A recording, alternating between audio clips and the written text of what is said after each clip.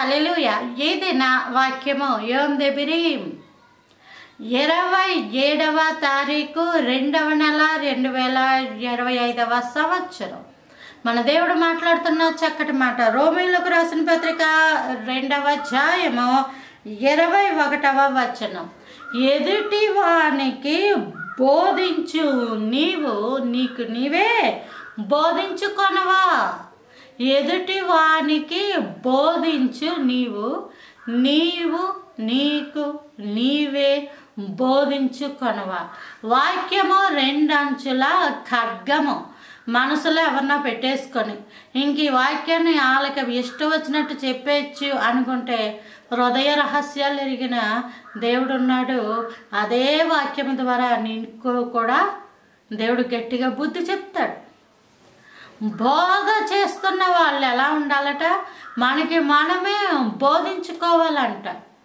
వాక్యం ఉన్నది కేవలం చెప్పడానికి కాదు, అనుసరించడానికి. అనుసరించినప్పుడే ఇందులో ఉన్న దీవెనలు వస్తాయి.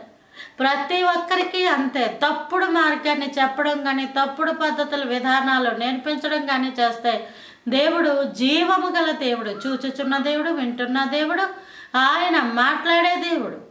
కాబట్టి ఆయన ఖచ్చితంగా న్యాయము తీరుస్తాడు. తన నామాన్ని బట్టి మనం ఎలా ఉండాలి? మనకి మనమే బోధించుకోవాలి. ఇదిగో వెంటనే ఒక విషయంలో ఒక మాట అనకూడని మాట, లేదా చెప్పకూడని సంగతి, లేదా చూడకూడనిది నువ్వు చూసిన వెంటనే ప్రభా నా కళ్ళుని బట్టి నన్ను క్షమించు ప్రభా అని చెప్పి వెంటనే వాక్యం ఏం చేయాలంటే హృదయంలోంచి గద్దించేయాలి.